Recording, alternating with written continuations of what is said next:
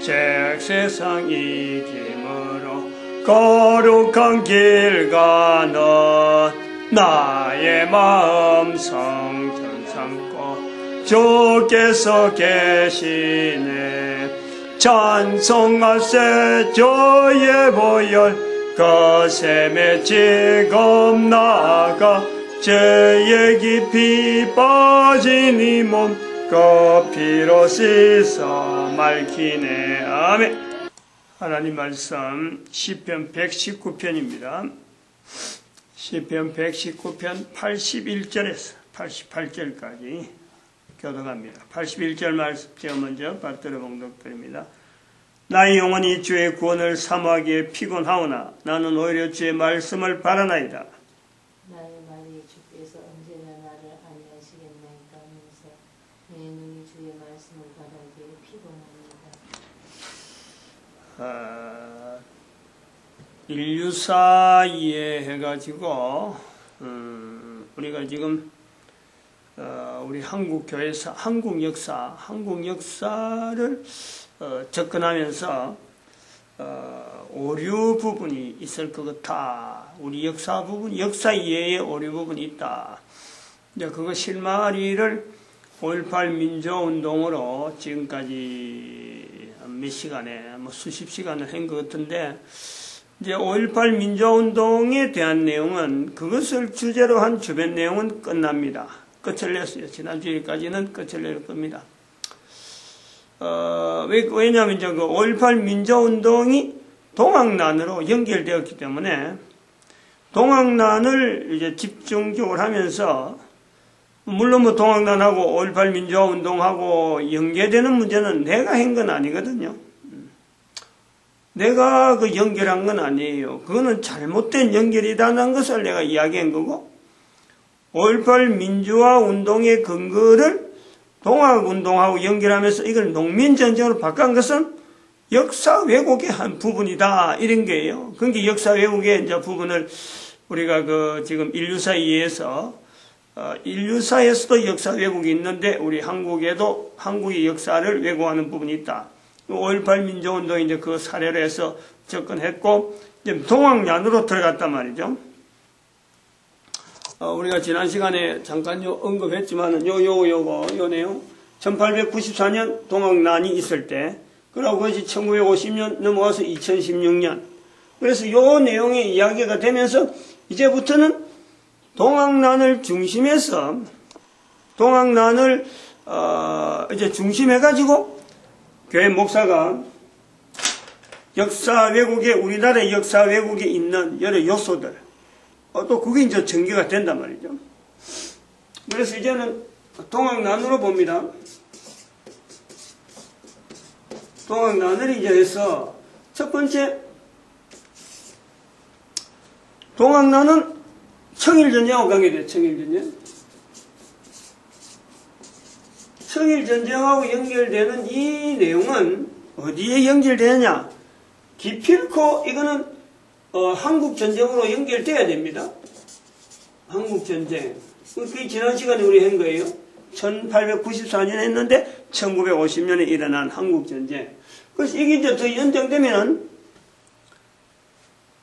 지금 현재 남북한의 문제까지가 연결되고 유엔 이야기까지 다 돼야 되는 거예요. 그러니까 이 청일전쟁이 굉장히 그 의미가 있는 내용인데 지금 요건 첫 번째 동학난과 관계된 동학난 때문에 청일전쟁이 생겼다. 같은 연도에. 근데 이 청일전쟁이 결국에는 전 세계 1차 대전, 2차 대전으로 연결되고 유엔 승리까지 되어지고 그리고 지금 현재 남북 문제에 아주 중요한 어떤 실마리가 한국 전쟁에서부터 시작돼서 우리가 어떤 근거가 되니까 청일전쟁이 아직도 여전히 청일전쟁 우리가 우리 역사 가운데 계속해서 이것을 지목해야 돼. 과거에 있은 것을 끝내는 게 아니고 지금도 진행형으로 봐야 돼요. 지금도. 그 다음에 이제 두 번째는 이 5.18 민주화운동을 우리가 정리를 하는 거죠. 5.18 민주화운동을 이제 동학난에서 이제는 민주화죠, 민주화. 동학난에서 이제는 보는 거예요. 동학난에서. 그래 볼 때, 이 내용은 결국은 지금 5.18 민주운동에서 우리가 정리를 해야 될 부분이 뭐가 있냐면은 민주는 뭐며 민주 혹시 민주주의 그 다음에 공산은 뭐며 공산주의는 뭐냐 이게 대치냐 민주와 공산이 대치냐 대치 상태냐 이런 것도 우리가 동학난을 통해서 이제는 다시 한번 우리 역사 동학난하고 5.18 민주화하고 이걸 연결 안 했더라면은 사실 동학난에서 이 민주를 다루고 공산을 다루야 될 이유가 없습니다. 그런데 5.18 민주화 운동이 여기 끈을 잡고 있단 말이에요. 끈을. 그러니까 동학난에서 다시 한번 이 내용을 민주와 공산이로 다시 한번 정리를 해가지고 그래서 이 고리를 완전히 차단시켜야 될 5.18 민주운동과 동학난하고는 농민전쟁하고는 완전히 관계없다. 이거는 역사적으로 연결하는 것은 이거는 뭐 왜곡된 부분이다. 할 수 있을 정도가 돼야 돼요. 그 다음에는 세 번째 이제 이 내용은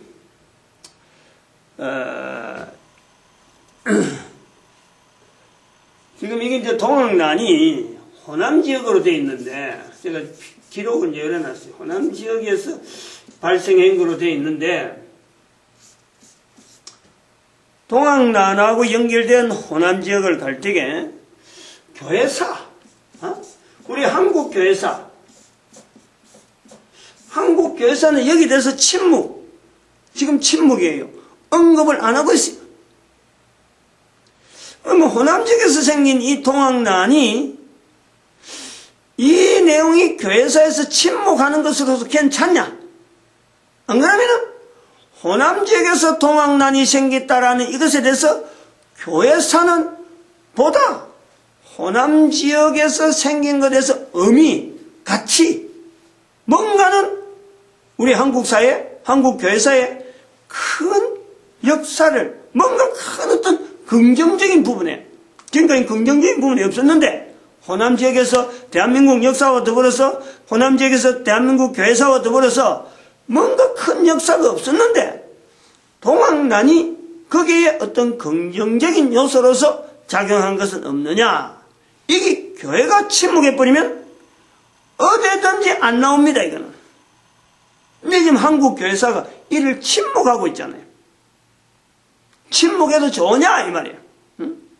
호남 지역에서 동학난이 생긴 것에 대해서 한국교회사는, 교회 역사는 아무런 관계 없는 듯이 대처하고 있는 것이 옳으냐? 요거예요. 제가 이제 요 관점으로 보고 있었지.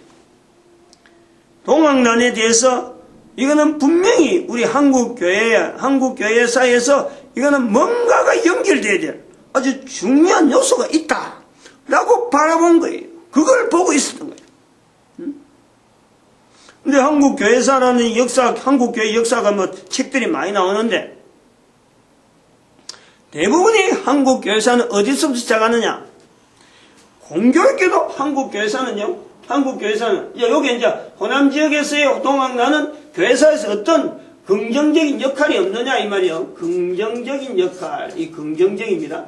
긍정적 역할이 없느냐 여긴데 교회사에서 이제 그러니까 이 교회 목사가 이 5.18 문제하고 5.18 그 민주화운동하고 동학난하고 딱 연결하니까 교회 목사가 들컥하고 이래 관심 가지고 본 거죠. 이런 시각으로 보고 있었는데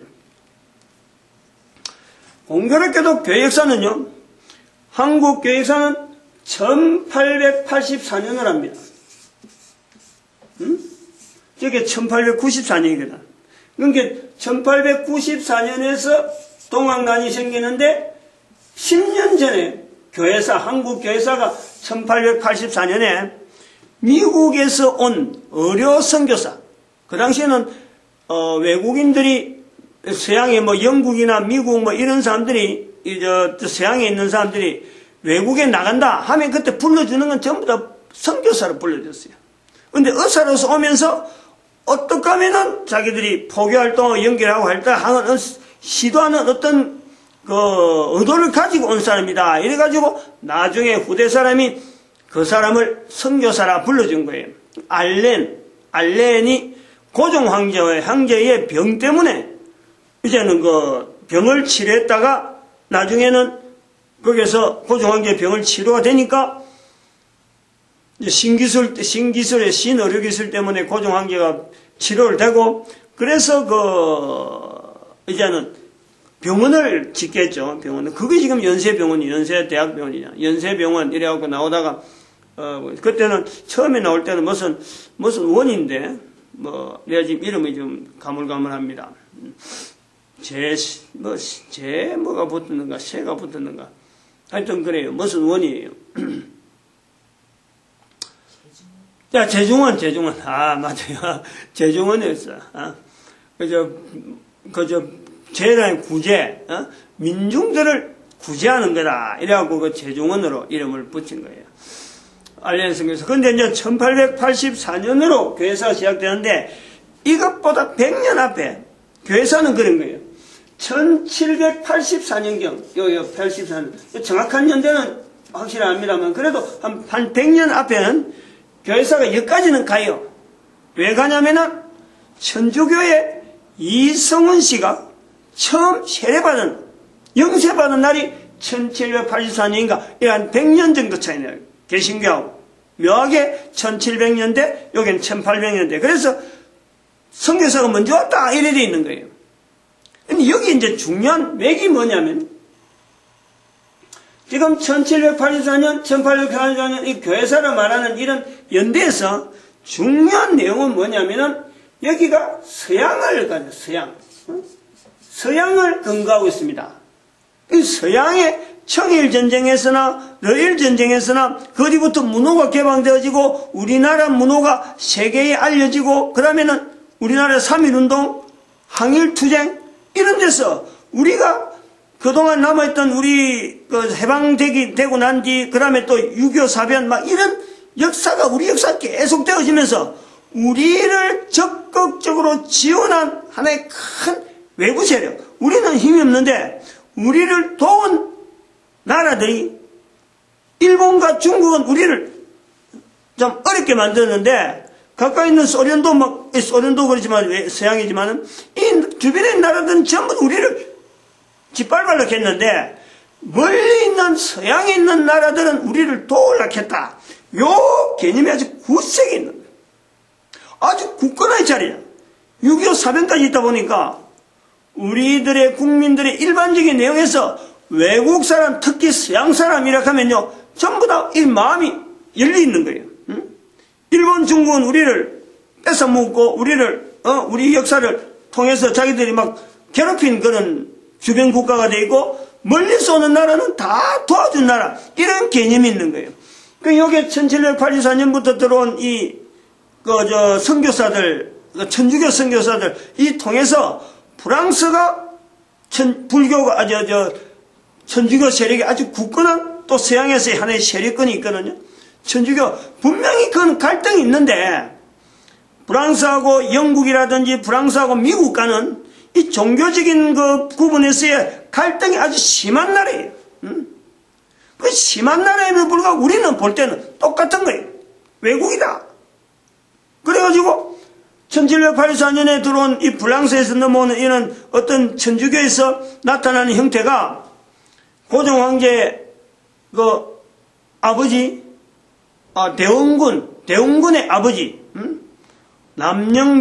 남영묘를 파헤치는, 그 대웅군이 막 불교, 그 세력을 막, 불교란다, 그 프랑스로부터 넘어오는 그 천주교 세력을 막, 탄압하니까, 프랑스에서 이제 국가적으로 어떤 조직해하고, 대원군의 아버지 묘를 파헤쳐가지고, 그걸 하나의 빌미 잡아서 뭔가 외교의 역할을 해보려고, 우리 한국에 있는 천주교 신자하고 그런 일을 한 거예요.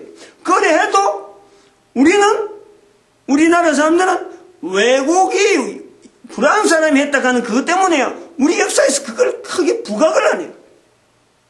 서양에서 산 사람, 서양에서 산 사람들은 다 좋은 일을 하기 때문에, 그리고 이걸 비교해서, 이거는 어느 부분 때문에 이런 요소가 있었다 하고, 어떤, 역사 부분에서 뭔가 기술을 해가지고, 이걸 전반적으로 전체적인 역사하고 비교해서 어떤 조명할 그런 시도를 하지 않는 거예요.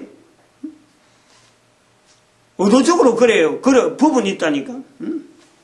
또 프랑스에서 넘어오는 이 천주교 신자들이 나름대로 지금 쫙 포진해 있기 때문에 함부로 또 그런 말을 안 하려고, 또 괜히 또 비난받고 막 이러니까 또 그런 것도 침묵하는 것도 있어요. 일반적으로 우리나라 사람들이, 우리 한국 사람들이 6.25 사변도 보내고 막 이래 넘어가면서 대부분 사람들이 서양에서 넘어오는 이 문물에 대해서는 긍정적이라. 그럼 나중에 공부 좀 했다 가면 전부 다 프랑스로 유학 가고, 그 다음에 미국으로 가고, 영국으로 가고 하는 유학파들이 우리나라에 득세를 하는 거예요. 그러면 여기 이제 반발로, 반발에 의해서, 이런 데서 반발이 내부적으로 국내에서, 이 반발이 있는 거, 해외에서 온 정치가에 대해서, 이승만 대통령은 그래서 거부를 당하는 거예요. 내부적으로 또, 정치적으로는 거부를 당하는 거예요. 한국 사람이 좀 이렇게 앞서서 이렇게 나서는 지도자에게 있어서 특별히 외국에서 넘어온 사람은 이승만 대통령 혼자밖에 없으니까 남은 전부 다 이 중국에서만 활동하는 사람이 항일운동을 했던 사람들이 되니까 유일하게 밖에서 온 사람들은 밖에서 온 이승만 대통령이 그 대통령이 되고 하니까 반대 세력, 거부하려고 하는 한국 사람들끼리는 거부하려고 하는 이런 어떤 내면적인 요소가 있단 말이에요. 요 요소를 우리가 감안해야 돼요.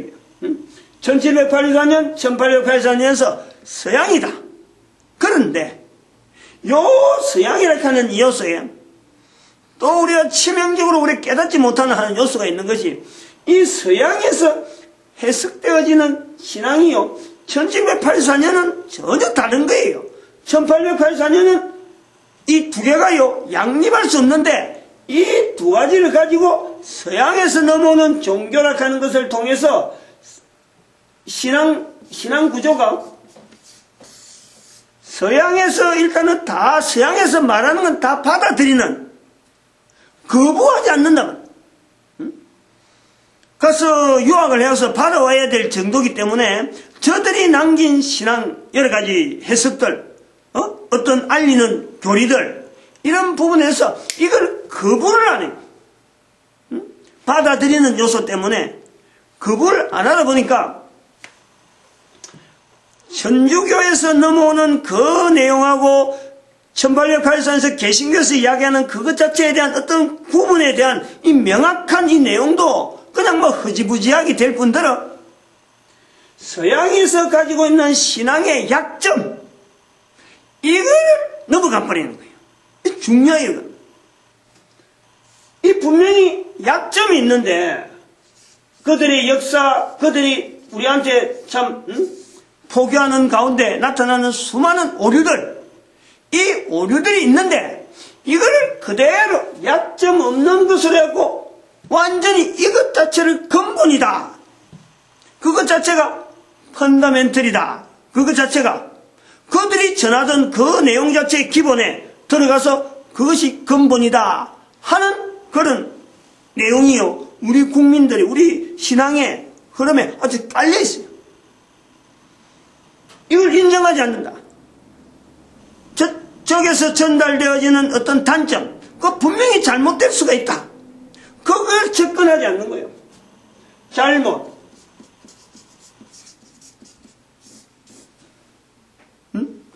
잘못될 수가 있는데 잘못될 수 있다는 것에 대한 접근을 하지 않고 우리는 지금 교회가 그 위에 이것들 위에 잘못이 약점이 있고 잘못인데 요거 위에 지금 하나의 터전을 삼아갖고 교회 형태를 또 천주교 형태를 개신교 형태를 유지해 나간다는 거예요.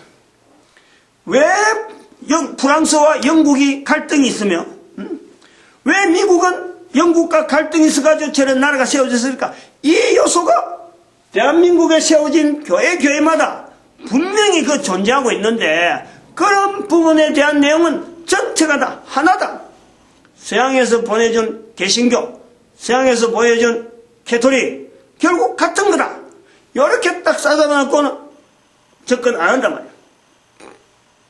여기에 엄청난 약점이 있는데 이 약점의 요소의 큰 잘못 하나는 뭘 봐야 되냐면 이거는 헬라 철학을 근거하고 있다. 헬라 철학이 철학적 사고방식에다가 거기에다가 헬라 철학에는 철학적 사고방식에다가 거기에다가 헬라 신화가 조합되어 있는 속에 근거를 해가지고 신앙적인 요소가 지금 현재 프랑스는 어떻게 받아들이고 미국은 어떻게 받아들이고 영국은 어떻게 받아들이고 화라는 어떻고 이런 것이 차별이 많아요. 나라마다 심합니다. 심해요. 독일에서 나오는 신앙 내용하고 엄청난 차이가 있는 거예요. 근데 그거를 소화하고 비판하고 이거는 버릴 건 버리고 찾을 건 찾고 할 수 있을 만한 우리 역량이 없었던 거예요. 그게 바로 세월이 100년 정도밖에 안 갔잖아. 지금 한 150년, 130년 130년 밖에 안 갔으니까 아직 그 힘이 여력이 없는 거예요.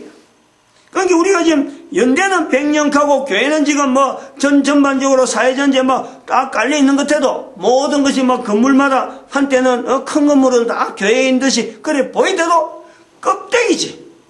내부적으로는 일어설 힘조차 없는 아주 약한 상태에서 교회가 어느 정도 영향을 주다가 지금은 사회에서 발생되어지는 여러 가지 요소들, 여러 가지 여론들, 여러 가지 어떤 이론들, 이 내용을 차고 나갈 만하고 그들을 이끌어갈 만한 그 여력이 없는 상태로 지금 머뭇하고 있는 거예요.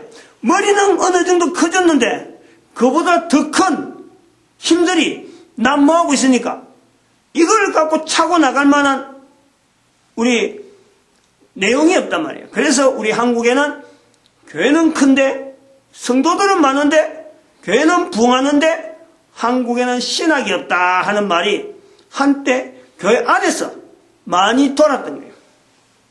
이런 요소에서 우리가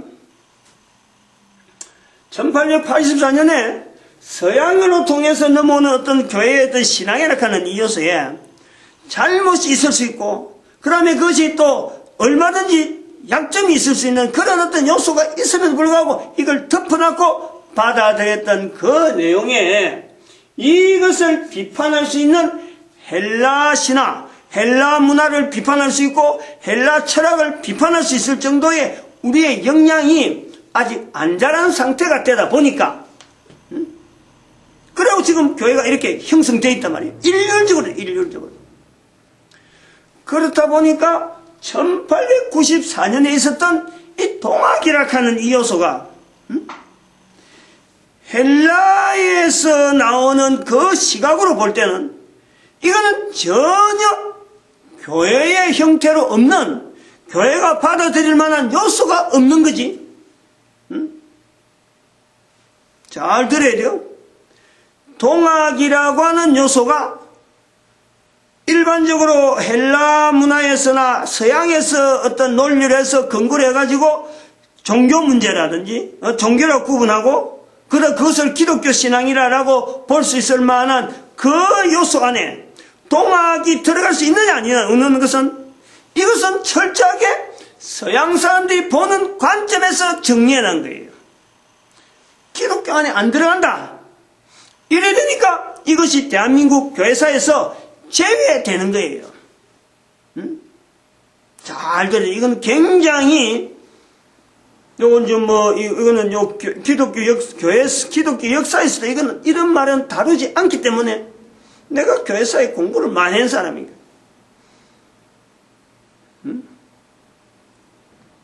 굉장히 조심해서 다뤄야 되는 거예요. 왜 동학이라고 하는 요소가 교회사 안에 언급도 안 하고 이것 자체를 아예 참 논란을 두질 않는데 여기 있는 목사는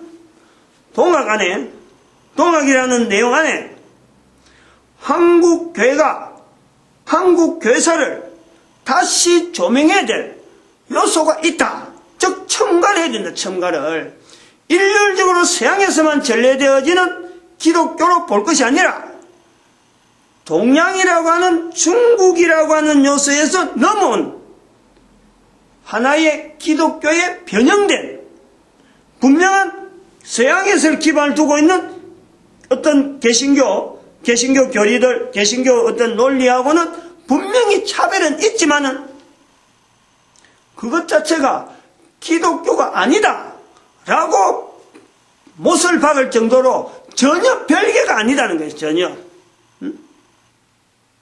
이것이 아주 중요한 거예요. 지금 요 내용을 이런 이야기를 하는 게 중요한 거예요. 또 하나 더 중요한 요소가 또 하나 더 있는데 오늘 안으로는 이야기를 했으면 좋겠어요. 그까지는. 그래서 이 내용을, 이 관점을 혼자서 고민하고 있는 내한테, 저 본인한테, 아니 5.18 민족운동하고 동학난하고 연결해갖고 그걸 농민전적으로 바꿔놔버리니까 나는 동학이 좋은데, 저는 개인은 그래요. 동학이란 말이 좋은데 동학난이라 붙은 그 자체로 역사가 조금만 바꿔버리면, 조금만 해버리면 난으로 볼 것이 아니라 어떻게 조금 다르게 할 수 있는 그 요소가 분명히 있는데 그거는 나중에 역사적인 요소에서 조정하면 되는데 이거를 농민운동을 해버리면 이건 전혀 다른 거예요. 전혀 다르잖아 그게. 그렇게 제가 좀 나름대로 좀 반응을 좀 심하게 한 거예요. 어떻게든 이걸 한번 이야기해야 되겠다 하고 지금 보고 있는 참이죠. 다시 말하면 정리를 해봅시다. 동학이라는 것은 동학. 지금은 이게 이제 교회 형태로 교라는 말로 바꾸는 거예요. 천리교라고 바꿨는지 모르겠어요. 지금 정확하게 내 이름 어떻게 바뀐지 그 뒤로는 동학에 대해서 제가 연구하고 그러지 않았어요. 단지 그 동학난이라고 하는 그 자체가 호남 지역에 생겼다. 이거는 의미가 있다. 제가 보는 거예요. 호남 지역이 우리 지금 현재 우리 지역에 우리나라 현재 전체로 볼 때 호남 지역이 자꾸 이거 별도로 자꾸 도는데 이게 뭔가 우리 민족의 큰 어떤 기능, 좋은 기능을 선기능을 한 것이 분명히 동학이 있다. 저는 그래 보고 이걸 어떻게든지 나타낼 수 있는 말, 동학이란 말 자체에 있는 이 내용을 교회사와 연결하면 좋겠다 하고 그렇게 보고 있는 거예요. 그럼 동학이라 할 때 동학은 분명히 대한민국이 있잖아요. 다른 나라에서 동학이라 불러주지 않거든. 대한민국에서만 동학이라 부르는 거예요. 그럼 이게 도대체 동이라는 것은 동쪽에 있다는 건데 동이란 동쪽에 있는 거 아니에요? 거기서 학이라는 거예요. 뭔가 가르침이라는 거예요. 그 동쪽에 있는 학이에요. 동쪽에 있는 가르침이에요.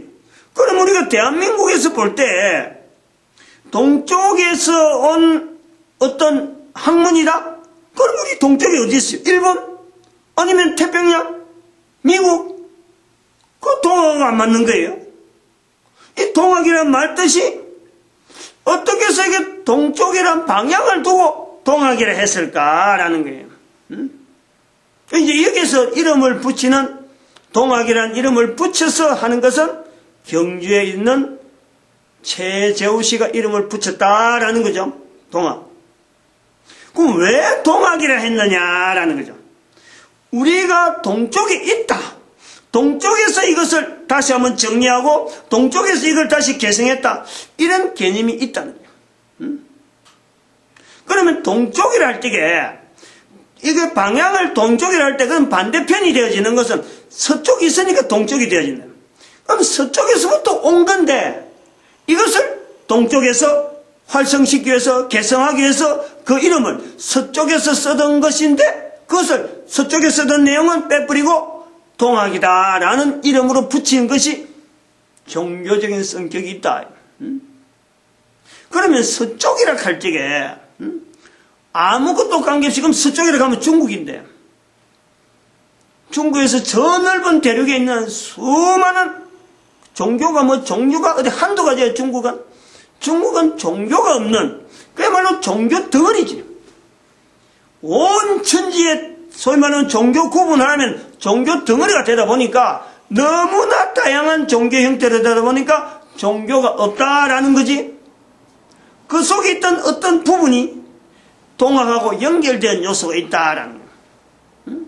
그래서 그거를 연대적으로 1894년에 우리가 동학난으로 보는데, 중국에서의 넘어오는 그 연대 하나가 우리가 동학하고 연결할 수 있는 내용이 1860년대 이래 보면 1860년대 어떤 내용이 있느냐 하면은, 중국에서 1830년부터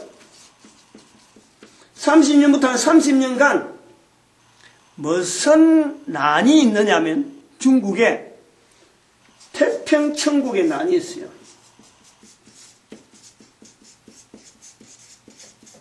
태평천국의 난 시대라 그럽니다. 요 30년을 1830년대에서 1860년대를 태평천국의 난, 그 앞에 1830년 앞에 태평천국이라고 하는 어떤 종교단체가 있는 거예요.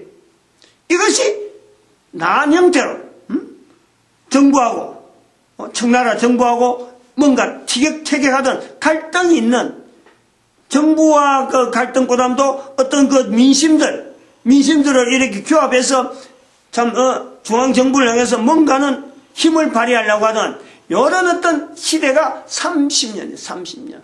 그게 1830년부터 1860년대 태평천국의 난이에요. 태평천국. 교주가 뭔가 모르겠는데 정확한 이름은 제가 모릅니다. 이 시간에 못 밝히는 거예요. 이거는 뭐 자료 찾으면 얼마든지 태평천국에 난 이거 인터넷 치버리면은 쫙 해서 뭐 엄청나게 자료가 많이 나와요. 근데 연대라든지 동학난하고 연결 안 하는 거지. 이제 연결해보라 하는 거예요. 제가 말한 내용은 인터넷 돌아다니는 내용을 근거로 했기 때문에 내가 그거다가 뭐 저 추가로 해야 될 내용도 없고, 그냥 그 인터넷에 있는 내용을 가지고 제 나름대로 추정의 한 요소가 들어가는 거예요. 아주 중요한 걸 이야기 안 했는데 이 중요한 요소를 하나 잡고 있기 때문에 제가 이 태평천국의 난과 동학하고 연결하려고 하는 그런 시도가 있습니다. 이 태평천국이라고 하는 난 안에 내용이 뭐냐? 난을 빼고 태평천국이라고 하는 내용은 오늘날 말하면은 교회에서 말하는 천국이에요. 천국. 이 천국이 땅에서 가능하다. 이 내용이에요. 그게 지금 다를 거 아무것도 없어요. 지금부터 한 50년이나 이렇게 연대 170년, 180년 이렇게 연대 전에 한 200년 가까운 때에 중국에서 어떤 사람이 뭔가 깨달아가지고 그것이 현재적으로 가능하다라는 것을 외쳐가지고 이것을 전 중국에 막 힘을 발휘할 그런 그리고 내부적으로 이게 잘 운영이 돼서 뭐 괜찮은데, 거기서 앞에서 나선 사람이 죽고 그 다음 때에 넘겨주는 과정에서 이게 지금 갈등이 있어가지고 이게 결국에는 난으로 퍼지는 거예요. 세력 다툼하는 과정에서 이게 퍼지는 거예요. 난으로 나타난 거란 말이에요. 그러면 지금 이 내용을 교회에다가 갖다가 설교하면요, 태평천국의 난의 내용, 그 태평천국을 외치던 그 당시의 내용을 지금 설교하면요, 아무런 하자 없어요. 교회에서 그 내용을 지금으로 설교해도요, 아무런 하자가 없어요. 그보다 더 나쁜 것도 지금 설교하는데, 태평천국을 외치던 그 당시의 내용을 지금에 외치면요, 지금에 외치는 일반적인보다 훨씬 기독교적인 내용이 있단 말이에요. 그리고 현재적으로 천국이 현재로 임하는 그거요, 성경적으로 절대 이거는 잘못이 아니에요. 예수님께서 천국이 가까이 왔다. 현재죠. 그리고 현재적으로 천국을 봐야 되는 거예요. 그것을 실제로 몸으로 또 여러 사람들이 호응을 해갖고 그걸 따라오던 그런 내용이라, 태평천국이. 근데 그것이 난으로 발전했는데, 이 난으로 발전하다 보니까 압력으로 이제 그것을 붕괴하려고 하는 어떤 정부 어떤 세력들이 있어가지고 여기서 흩어진 사람들이 각국 가는 중에 경주 최씨가 이 내용을 받아들이고 경주 최씨로부터 내려오던, 제가 이제 이야기하려서 이제 요 연결되는 건데, 이게 대한민국으로 왔으니까, 대한민국 아무것도 문헌이 없는 데서 그냥 막 혼자서 최재우 씨가, 이거 우리 동학으로 하자. 이런 게 아니란 말이야. 이름 자체가 동학이라 할 때는 서쪽에 있는 분명한 근거를 두고 동학이라 했는데, 서쪽에 있는 내용하고 이름 같아버리면은, 같은 거울에서 또 청나라 압력이 있으니까, 여기도 또 세력이 탄압이 들어오니까, 이름을 바꾸는데, 서쪽에서 왔으니까, 여기는 동쪽이다, 동학이라 하는 이름으로 붙였을 것이라 하고, 저는 그렇게 추정하는 거예요. 이제 여기서, 경주, 이제 중요한 이야기로 들어갑니다. 경주에 있는 최씨가, 최재우 씨가 이걸 받았다. 그리고 태평천국이 일어난 그 지형, 이게 중요해요. 태평천국이 중국의 북쪽이나, 북경이나, 안 그러면 저 우쪽에 한참 북쪽에, 양지강 위에, 이랬더라면 제가 이랬잖아요. 제가 또 보는 시각이 또 있단 말이에요. 경주 최씨가 받은 거하고, 경주 최재우 씨가 받은 거하고, 그 다음에는 태평천국이 난이 일어나서 활발하게 운영하던 그 지역, 이것이요, 대한민국의 기원전 1세기, BC 1세기, 기원전 1세기, AD 1세기, BC하고 AD가 갈라지는 때, 근데 역사가 굉장히 소급되잖아요. 5.18 민주화운동 가지고 한 100몇십 년 전에 있는 동학난을 연결하듯이 역사를 굉장히 땡기는 거예요. 우리나라에 있었던 동학이라고 하는 이 내용을 가지고 지역, 경주 지역이다. 그 다음에 동학난, 태평천국 일어난 난이 일어났던 그 지역, 한참 성행한 그 지역, 어마어마한 힘을 가지고 일어난 거예요. 새로운 왕국이 세워진다 할 정도로 나라가 끄떡끄떡할 정도로 그 나라가 청나라가 굉장히 힘이 없을 때에 이게 세워나니까 온 민심이 그쪽으로 쏠리던 그런 어떤 힘을 가지는 태평천국이 났는데, 그 지형, 일어난 지형, 한국의 경주, 요 내용이 유사한 내용이, 지형 자체가 유사한 것이 어디에 우리가 또 연결되냐면은 BC와 AD로 갈라지는 대한민국 역사, 이런 그 땅은 그대로 있으니까 그 당시에 대한민국을 출입했던 가야국의 형성, 아직 신라가 만들어지기 전이에요. AD, BC 갈라질 때는. 즉 신라 이야기가 들어가는 거예요. BC와 AD로 갈라지는 그 즈음에 서양의 팔레스타인에는 예수님의 출생이 있는 거예요. 인도 지역까지 도마가 왔니 안 왔니, 사도 도마가 왔니 안 왔니 할 그때예요.